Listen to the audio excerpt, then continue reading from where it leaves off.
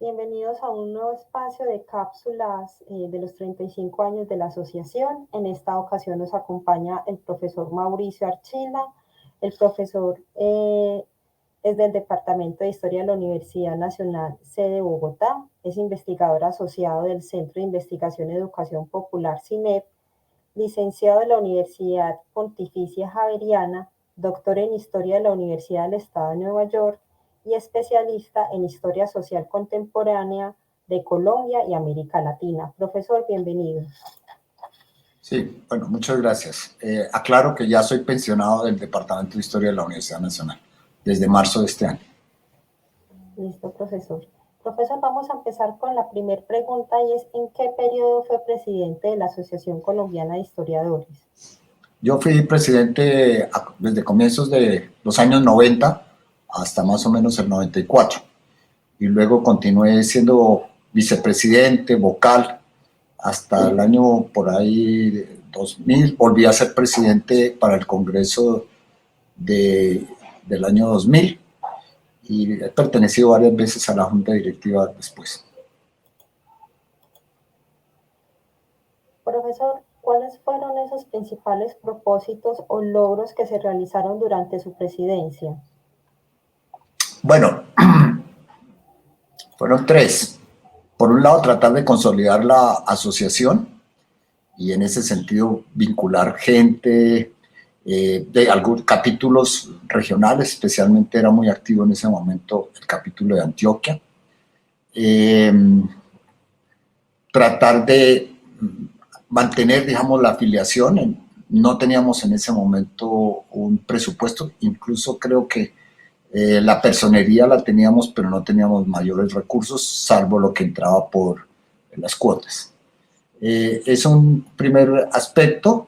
Luego, sí, tratamos de darle una proyección a una revista que, sí, la profesora Marta recordaba, la actual presidenta. Yo la edité, 2 números, se llamaba Historias precisamente. La editábamos con Tercer Mundo, de eso podemos hablar más adelante. Y tercero, pues defender, entre comillas, un poco a los asociados. En realidad, pues tengo que corregirme, la memoria es frágil. Yo fui presidente, fue en los años 80, en los tardíos años 80 y comienzos de los 90. Después me sucedió el profesor Medina.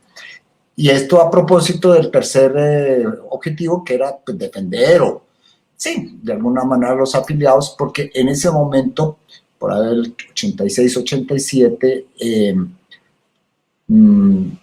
incluso por esos años, hubo unos ataques a una serie de historiadores, o cuestionamientos y ataques a historiadores que trataban de hacer más ágil, de divulgar más el conocimiento crítico, como Rodolfo de Rú, que tuvo que salir del país, como Fernando Torres, que también salió posteriormente, como Salomón Calmanovitz y su compañera en ese momento, Silvia Duzán.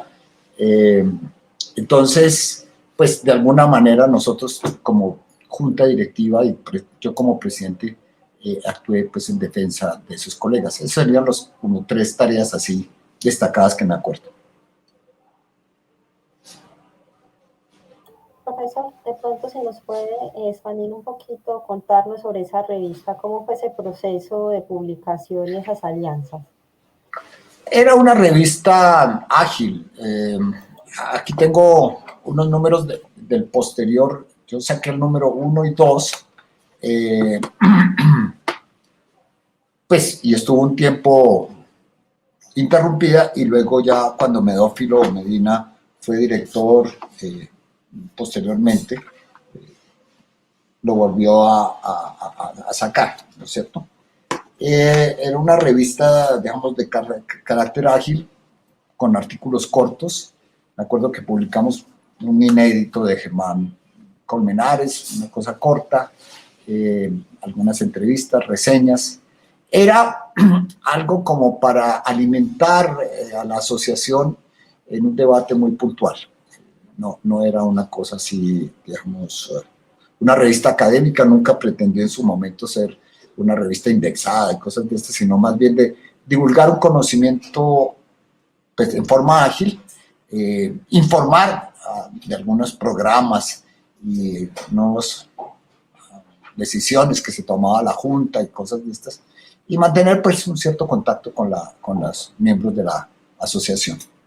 Eso lo trabajamos, en ese momento pues tuve una buena relación con la editorial Tercer Mundo y alcanzamos a sacar un par de números que ya están bastante agotados, incluso yo ya no guardo sino por allá en algún archivo que no encontré hoy, sino estos números posteriores, que esos ya corresponden a la etapa de Medófilo Medina. Profesor, esos compañeros que lo estuvieron acompañando durante esas etapas de la presidencia, durante los congresos, si nos puede comentar un poquito sobre esos miembros de la junta directiva que estaba en ese momento. Bien, yo sucedí a Bernardo Tovar, que fue el primer presidente fundador presidente fundador. Yo hice parte, creo que de la primera junta como vocal o alguna cosa, y luego lo reemplacé por un tiempo. Pues Bernardo me acompañó, me acompañaba Fabio Zambrano, pues no como miembro de la directiva, sino como editor, coeditor de esa revista que se llamaba Historias. Creo que Medófilo Medina también estaba en la junta. Javier Guerrero, desde esos tiempos era un colaborador muy grande. Algunos colegas de Medellín, Luis Javier Ortiz, en fin, Oscar Almario, también me acompañaban.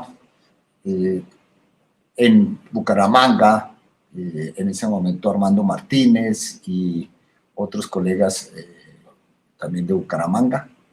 Esos, pues, en distintos momentos ahí estuvimos acompañados. Ahora hay que decir que en esa época el funcionamiento de la asociación no era tan claro, tan continuo. Realmente era no teníamos oficina, funcionábamos en el Departamento de Historia de la Universidad Nacional, pues allá Bernardo había sido su director, había instalado, y yo continué. Entonces teníamos las reuniones de la Junta Directiva, pues cada 2 meses o algo así, allá en la Nacional. No teníamos secretaria, ¿no?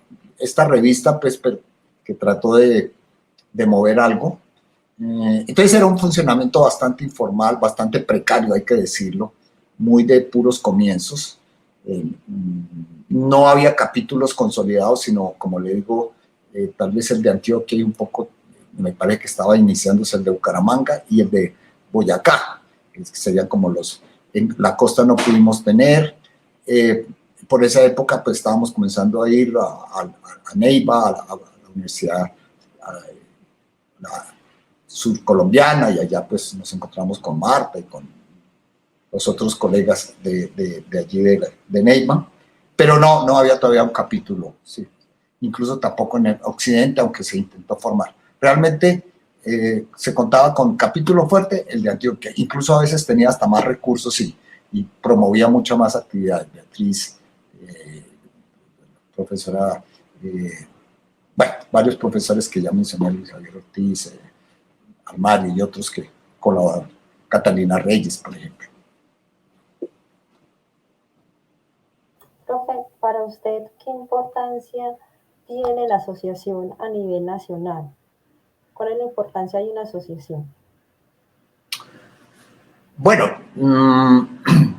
en general uno diría que tener una asociación profesional es algo beneficioso para quienes practican un oficio, más un oficio como el de historiador, pues que tiene, digamos, cierto prestigio, no sé, cultural, académico, pero que no produce muchos recursos necesariamente.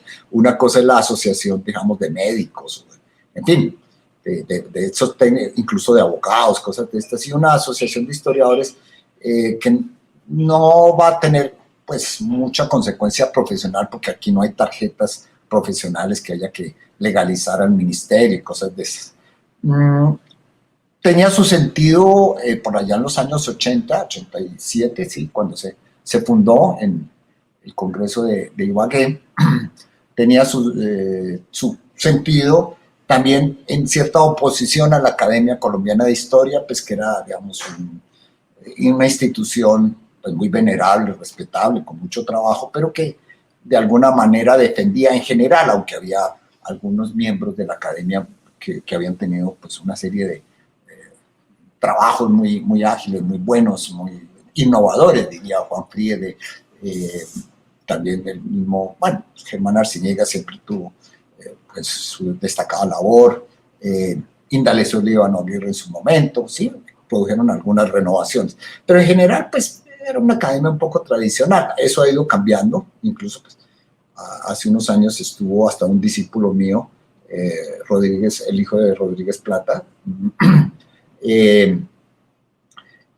y pues, digamos, en ese momento decíamos que en el 87, pues, tenía como un cierto sentido oposicional a la academia. Hoy en día, como les digo, eso ha cambiado. Hoy mismo, pues, cuando estamos grabando este programa, creo, en la tarde o mañana, va a haber la posesión de Álvaro Tirado Mejía como miembro de la Academia de Historia.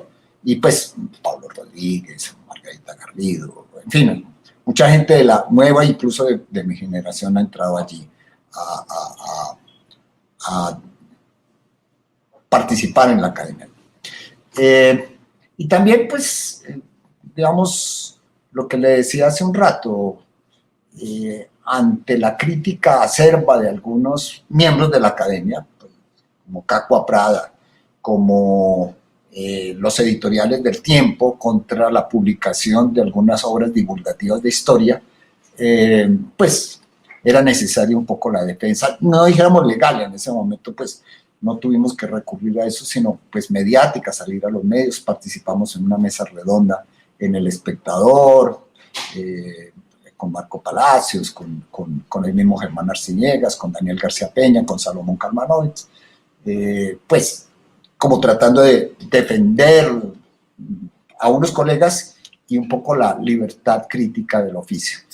Entonces, pues tiene sentido en esa dimensión, ¿no es cierto?, de defensa un poco más que de los individuos, de una profesión en un sentido crítico, de un saber pues, que se va desarrollando en las universidades. Realmente la asociación lo que recogió fue el mundo que se estaba formando en las universidades, distinto un poco del de la academia, que eran estos viejos profesionales, por lo común varones, que en sus momentos ya de pensión, de retiro, militares, curas, abogados, se dedicaban a escribir historias de los próceres, ¿sí? Entonces, lo que recoge la asociación, todo el mundo académico que se estaba formando en las pregrados y a partir de los 80 en las maestrías y de los 90 en los doctorados. Esa va a ser la masa, llamémosla crítica, que va a aportar a la asociación y que le da pues como su sentido todavía. O sea, es realmente una asociación del mundo académico de la historia, no tanto de los historiadores de hobby, que son los que pues se reflejaban mucho en la Academia Colombiana de Historia. Pero pues diría que hoy en día ya esa oposición no está como tan al orden del día. Pues sí, son como estilos, énfasis distintos. La asociación no tiene presupuesto estatal, pues a veces ha logrado hacer algunos convenios y todo lo de la evaluación de la historia, todo lo que es la discusión ahora, que no he estado muy al tanto, pero me he enterado de volver a insertar la materia de historia en el pensum. Todo eso, pues sí, hay una cierta participación institucional y participa en ciertas comisiones, pero no recibe recursos, por lo menos constantes, del Estado, ni central, ni necesariamente de las alcaldías o gobernaciones, solo para cosas muy puntuales, contratos, asesorías. Y ya sus recursos se han movido mucho, sobre todo por el aporte que se hace en los congresos y la afiliación. Profesor, como el tiempo es muy corto, a mí sí me gustaría que usted nos diera unas últimas palabras de pronto para los asociados y las personas que nos están viendo en este momento. Bueno, pues yo quisiera celebrar los 35 años de la asociación. Me parece que ha sido muy importante la labor que ha hecho, a pesar, digamos, de la precariedad de recursos que tuvimos durante mucho tiempo y que de alguna manera puede sentirse. Ya en este momento tenemos capítulos regionales más o menos consolidados Tal vez de los más precarios es precisamente el de Bogotá. Digo yo precario en el sentido no, sí, a pesar de la cantidad de historiadores e historiadoras que hay aquí, no somos muchos los que participamos. Ojalá también este aniversario, este cumpleaños sirva para estimular a los capítulos regionales, consolidar los que están en funcionamiento y incentivar a la creación o al fortalecimiento de otros. Sí, creo que es una necesidad, fue una necesidad y sigue siendo una necesidad de divulgar conocimiento entre los afiliados, organizar los congresos. Bueno, se me había olvidado, esa es obviamente una tarea muy importante, y creo que de las profesiones que tienen más estabilidad en los congresos nacionales es la Asociación de Historiadores, entonces eso tiene un mérito. Y bueno, pues defender, y como decía hace un rato, más que a las personas, a la profesión en su ejercicio de pensamiento crítico historiográfico. Bueno, entonces enhorabuena para la asociación, sus actuales directivas, y que pues continuemos muchos años más. Profesor, muchas gracias a nuestro público. Nos vemos en una próxima cápsula de los 35 años de la asociación. Bueno, muchas gracias a usted, Marcela, y buen día para los afiliados y afiliadas.